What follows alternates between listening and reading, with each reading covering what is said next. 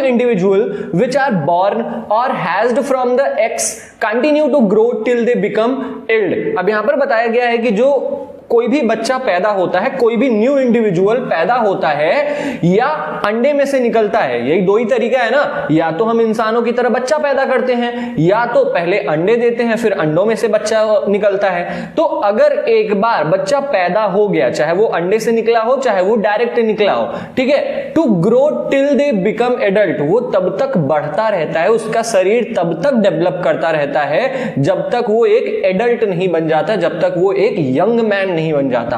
ठीक है, in some animals the young ones may look very different from the adults. कुछ जानवर ऐसे भी होते हैं जिनके जो यंग वंस होते हैं, जिनके बच्चे होते हैं, मे look very different from the adults, उनके बच्चे बड़ों से काफी डिफरेंट दिखते हैं, काफी अंतर होता है उनमें। Recall the life cycle of the silk worm, जैसे ऐसे कुछ एनिमल्स हैं, जैसे मैं बता दूं सिल्क वॉर्म, अगर आपने सिल्क वॉर्म के लाइफ साइकिल के बारे में पढ़ा होगा तो आपको पता होगा कि सबसे पहले सिल्क वॉर्म अंडे देती है, एग देती है, एग से लार्वा या कैटरपिलर हम जिसे बोलते हैं वो बनता है, फिर प्यूपा बनता है और फिर जाके एक एडल्ट मॉथ मतलब एक एडल्ट सिल्क वॉर्म बनता है। सिल्क वॉर्म कौन सा ऑर्गेनिज्म है? ये एक ऐसा इंसेक्ट है जिससे हमें सिल्क का धागा मिलता है, रेशम, रेशम के धागे आप जानते होंगे, रेशम के धागे हमें किससे मिलते हैं? सिल्क वॉर्म से मिलते हैं। तो ये है सिल्क वॉर्म का लाइफ साइकिल। सबसे पहले एग आता है, फिर एग से निकलता है लार्वा, लार्वा या कैटरपिलर हम जो भी कह लें, उसके बाद नेक्स्ट स्टेज ऑफ लाइफ आती है प्यूपा,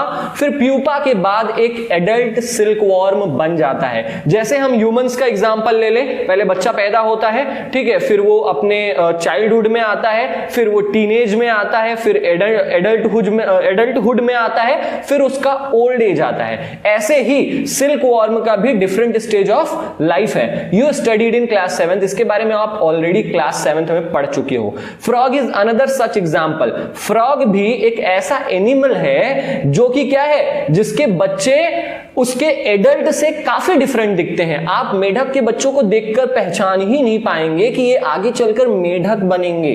ठीक है, आगे चलते हैं। Observe the different stages of frog starting from the egg to the adult stage. आप अगर फ्रॉग के लाइफ साइकिल को देखते हो पूरा शुरू से लेकर, जब फ्रॉग एग देती है और जब फ्रॉग एडल्ट बन जाता है, जब फ्रॉग एक फुल्ली ग्रोन फ्रॉग बन जाता है, ये पूरा लाइफ साइकिल जब आप देखेंगे तब आपको पता चलेगा कि हां सचमुच जो फ्रॉग या सिल्क वॉर्म के बच्चे होते हैं वो एडल्ट से काफी अलग दिखते हैं। जैसे यहां पर देखो फ्रॉग का लाइफ साइकिल दिखाया गया है। आगे पढ़ते हैं हम। We find that there are 3 distinct stages, that is egg, tadpole, फिर एडल्ट। हम जानते हैं कि जो फ्रॉग होता है वो अपने पूरे जीवन काल में उसके केवल 3 स्टेजेस आती हैं। सबसे पहला अंडा देता है, फ्रॉग क्या करता है? अंडा देता है, सबसे पहला स्टेज ऑफ लाइफ। फिर फ्रॉग आगे चलकर टैडपोल बनता है, एक अर्ली टैडपोल बनता है, उसके बाद एक लैट टैडपोल। लैट टैडपोल का मतलब क्या हुआ? थोड़ा सा इससे बड़ा हो गया होता है, ठीक है, लेकिन कहलाता दोनों क्या है?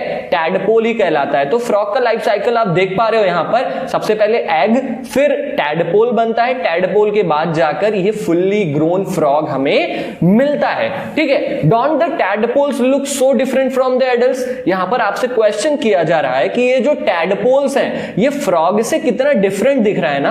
क्या आप अगर फ्रॉग को नहीं देखेंगे, फॉर एग्जांपल ये फ्रॉग की फिगर यहां पर नहीं दी गई रहती और केवल आप टैडपोल को देखते, तो क्या आप बता लेते कि आगे चलकर फ्रॉग ही बनेगा, मेढक ही बनेगा? डेफिनेटली आप नहीं बता पाते। ठीक है, can you imagine that these tadpoles would someday become frogs? क्या आप ऐसा सोच भी सकते हैं कि ये टैडपोल्स आगे चलकर एक मेढक बन जाएंगे? नहीं, क्योंकि ये बिल्कुल डिफरेंट दिखते हैं। ठीक है, आगे चलते हैं। सिमिलरली द कैटरपिलर और the pupa of silkworm looks very different from the adult moth. ठीक इस फ्रॉग की तरह जो सिल्क वॉर्म, जो रेशम के धागे जो इंसेक्ट देता है ना, जब हम उसकी लाइफ स्टाइल चेक करेंगे तो जो सिल्क वॉर्म का कैटरपिलर होता है, कैटरपिलर का मतलब पहले हमने बोला ना, पहले एग आता है, फिर लार्वा या कैटरपिलर आता है, फिर प्यूपा, फिर एडल्ट। तो अगर आप सिल्क वॉर्म के कैटरपिलर को देखेंगे या प्यूपा को देखेंगे, आप बता ही नहीं पाएंगे कि ये कैटरपिलर या ये प्यूपा आगे चलकर एक एडल्ट मॉथ बनेंगे, एक एडल्ट सिल्कवॉर्म बन जाएंगे, ये आप ऐसा बता नहीं पाओगे। आगे देखते हैं क्या है, the features that are present in the adult are not found in these young ones. अब यहां पर एक बहुत इंपॉर्टेंट बात कही गई है, कहा गया है कि ये जो मेढक के टैडपोल्स हो या सिल्कवॉर्म का कैटरपिलर हो, ठीक है, इनमें उतने फीचर्स नहीं होते हैं जितने एडल्ट होने के बाद आ जाते हैं। समझ पा रहे हो? जैसे देखो अब यहां पर आगे बताया जा रहा है, हम समझ जाएंगे। पहले जो मैं कहना चाह रहा हूं आप इसको समझिए कि जो मेढक के बच्चे होते हैं, ठीक है, उनमें उतने फीचर्स नहीं होते, उतनी फैसिलिटीज नहीं होती जितना एक फ्रॉग के अंदर होता है। क्यों? क्योंकि फ्रॉग जंप कर सकता है, फ्रॉग स्विम कर सकता है, लेकिन ये जो टैडपोल्स आप देख पा रहे हो, ना ये जंप कर पाते हैं ना ये स्विम कर पाते हैं। और ये जो फैसिलिटी है उन्हें कब मिलती है? जब वो एक फुल्ली फ्रॉग बन जाते हैं, डेवलप हो जाते हैं, ठीक है। Then what happens to the tadpoles और कैटरपिलर्स देयर आफ्टर। अब आपके मन में एक क्वेश्चन आ रहा होगा कि जब ये टैडपोल्स फ्रॉग बन जाते हैं तो इन टैडपोल्स के पास क्या फीचर्स होता है, इन टैडपोल्स के पास क्या फैसिलिटीज होती है, ये हम जानते हैं। चलिए स्टार्ट करते हैं। You must have seen a beautiful moth emerging out of cocoon. आपने देखा होगा कि एक सिल्कवॉर्म जब कुकून से निकल रहा होता है, ये पर्टिकुलर फिगर देख पा रहे हो, देख रहे हो, कुकून से सिल्कवॉर्म निकल रहा है, तो ये एक बहुत ही सुंदर पिक्चर होता है। जब आप देखोगे तो कुकून से एक बहुत ही ब्यूटीफुल सा मॉथ, ब्यूटीफुल सा सिल्कवॉर्म निकल रहा है। ये फुल्ली ग्रोन सिल्कवॉर्म है, इसके पास सारी फैसिलिटीज हैं। अब ये एडल्ट हो चुका है, ये बड़ा हो चुका है, ठीक है। In the case of tadpoles, और अगर वहीं हम टैडपोल्स की बात करें, मेढक के बच्चों की बात करें, they transform into adult capable of jumping and swimming. ये आगे चलकर एक एडल्ट फ्रॉग बन जाते हैं। ये जो टैडपोल्स होते हैं ये आगे चलकर एक मेढक बन जाते हैं और उनके अंदर जंपिंग और स्विमिंग जैसी फैसिलिटीज आ जाती हैं। जब ये टैडपोल्स रहते हैं तब ना तो ये जंप कर पाते हैं ना तो ये स्विम कर पाते हैं। आगे चलते हैं। The transformation of the larva into an adult though drastic changes is called metamorphosis. अब यहां पर एक बहुत इंपॉर्टेंट डेफिनेशन दी गई है मेटामॉर्फोसिस की। मेटामॉर्फोसिस मतलब होता क्या है, आप ट्रिक से याद कर सकते हो। फोसिस का मतलब प्रोसेस या चेंज, मेटामॉर्फोसिस का मतलब बहुत ही बड़ा चेंज। अगर हम किसी भी ऑर्गेनिज्म के बॉडी लैंग्वेज में देखते हैं तब हम कहते हैं कि वो एनिमल, वो पर्टिकुलर ऑर्गेनिज्म मेटामॉर्फोसिस कर गया। जैसे देखो यहां पर क्या लिखा है, यहां पर लिखा है the transformation of the larva into an adult. आप ये देख पा रहे हो, लार्वा जब एडल्ट में बदल जाता है, इसी पूरे प्रोसेस को हम मेटामॉर्फोसिस कहते हैं। समझ में आया? जब लार्वा एडल्ट में चेंज हो जाता है और उसके अंदर बहुत ड्रास्टिक चेंजेस आ जाते हैं, बहुत बड़े बदलाव आ जाते हैं, हम उस प्रोसेस को मेटामॉर्फोसिस कहते हैं। अब ये देख पा रहे हो, ये टैडपोल फ्रॉग बन गया, इसमें कितना चेंजिंग है, ये पूरा बहुत बिल्कुल बदल गया है ना। तो इस प्रोसेस को, changing of tadpole into adult frog, is known as metamorphosis. समझ में आया?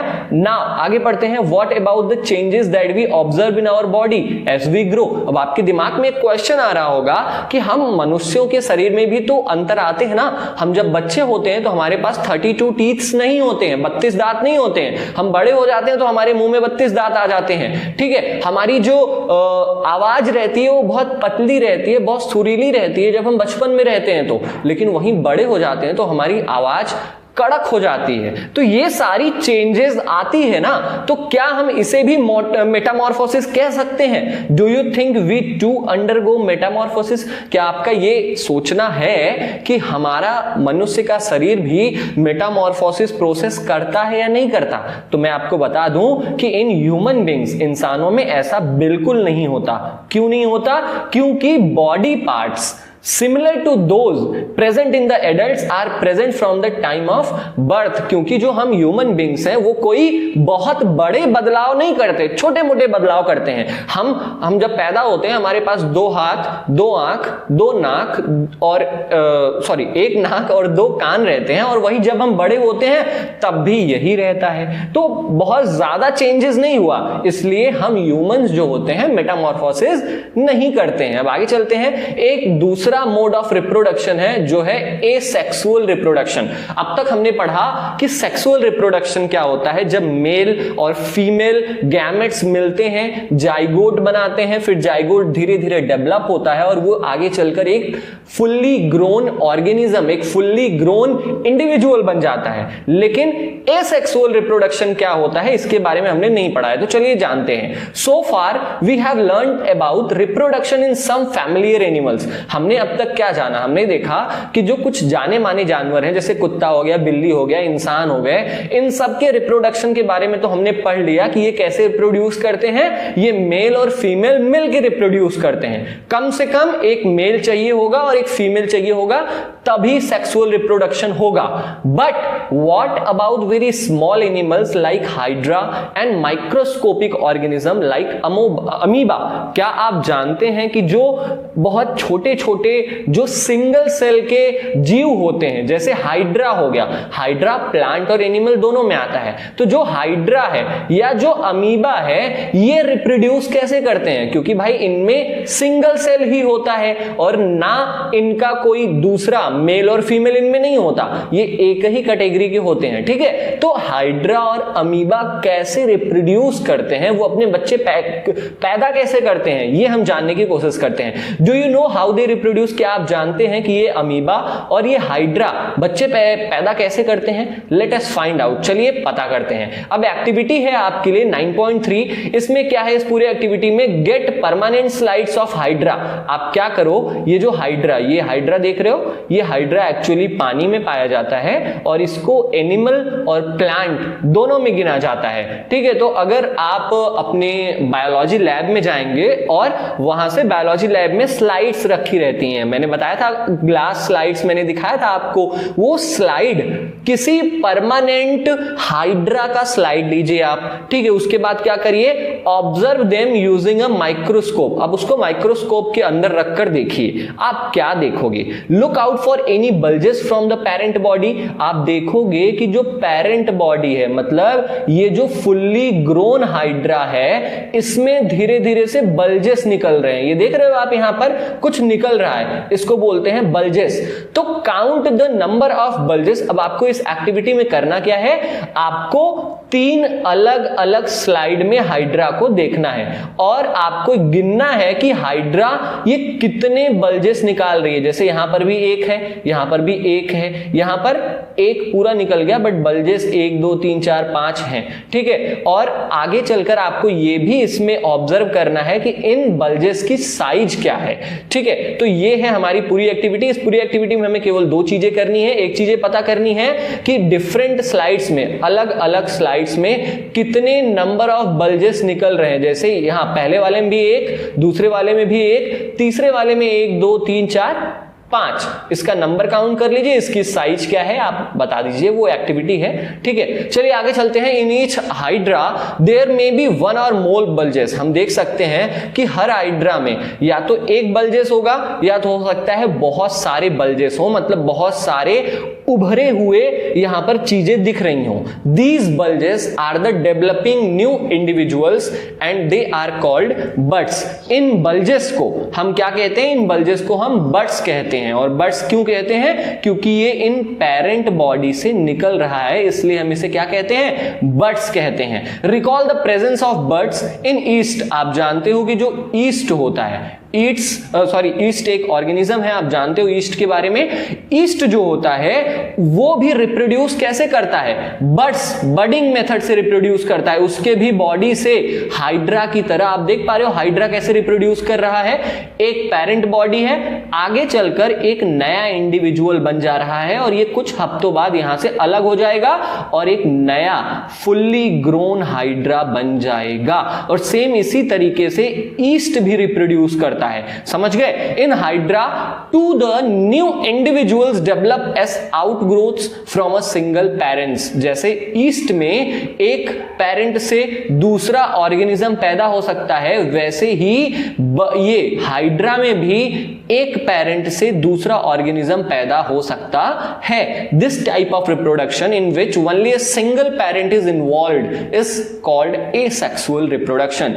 ऐसा रिप्रोडक्शन, ऐसा बच्चे पैदा पैदा करने का मेथड जिसमें केवल एक पेरेंट चाहिए होता है, चाहे मेल हो चाहे फीमेल। वैसे इसमें मेल और फीमेल तो होते नहीं है, केवल एक पेरेंट जिस भी रिप्रोडक्शन में चाहिए उसको हम एसेक्सुअल रिप्रोडक्शन कहते हैं। समझ में आया? एसेक्सुअल याद तो रहेगा ना, सेक्सुअल मतलब दो लोग चाहिए, एसेक्सुअल मतलब एक लोग चाहिए। समझ गए? ए का मतलब होता है ये एक, तो एक पेरेंट चाहिए बच्चे पैदा करने के लिए, तो इस रिप्रोडक्शन को हम एसेक्सुअल रिप्रोडक्शन कहते हैं। अब आगे चलते हैं। Since new individuals develop from the buds in hydra, this type of asexual reproduction is called budding. अब हम जानते हैं कि ये जो हाइड्रा है वो बर्ड्स डेवलप करता है और यही बर्ड्स आगे चलकर एक फुल्ली ग्रोन हाइड्रा, मतलब एक फुल्ली ग्रोन हाइड्रा का बेबी आप बोल सकते हो, वो बन जाता है। और इस टाइप के एसेक्सुअल रिप्रोडक्शन को हम बर्डिंग कहते हैं। समझ में आया?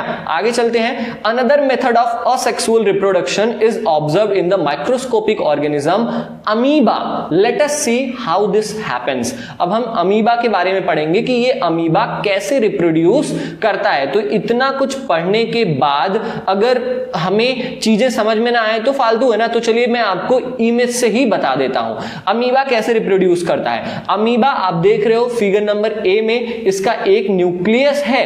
अब आगे चलकर फिगर नंबर बी में ये न्यूक्लियस डिवाइड हो गया। तीसरे फिगर में न्यूक्लियस के साथ साथ इसकी बॉडी भी डिवाइड हो गई, और फोर्थ फिगर में एक अलग ये अमीबा बन गया, एक दूसरा अमीबा बन गया। तो एक है पेरेंट अमीबा और एक है डॉटर अमीबा। समझ में आ रहा है? इस टाइप के रिप्रोडक्शन को, इस टाइप के एसेक्सुअल रिप्रोडक्शन को हम बाइनरी फिजन कहते हैं। क्या कहते हैं? बाइनरी फिजन कहते हैं। बाइनरी फिजन का जो डेफिनेशन है वो बहुत इंपॉर्टेंट है, इसलिए मैं आपको पढ़ा देता हूं कि this type of asexual reproduction, उस तरीके का एसेक्सुअल रिप्रोडक्शन जिसमें एनिमल रिप्रोड्यूस करता है by dividing into two individuals, खुद के बॉडी को दो भागों में विभाजित करके जो भी ऑर्गेनिज्म एसेक्सुअल रिप्रोडक्शन करता है, इस मेथड को हम बाइनरी फिजन एसेक्सुअल मेथड कहते हैं। समझ में आया? Apart from budding and binary fission, there are other methods by which a single parent reproduces young ones. अब बडिंग और बाइनरी फिजन, बडिंग किस में होता है? हाइड्रा में होता है, ईस्ट में होता है, और बाइनरी फिजन किस में होता है? अमीबा में होता है। इन दोनों एसेक्सुअल रिप्रोडक्शन मेथड के अलावा काफी और भी एसेक्सुअल मेथड ऑफ रिप्रोडक्शन होते हैं। You will study about these in your higher classes. इन एसेक्सुअल मेथड के बारे में बाइनरी फिजन और बडिंग तो हमने यहां पर पढ़ लिया, और भी काफी होते हैं, इनके बारे में हम नेक्स्ट क्लास में पढ़ेंगे।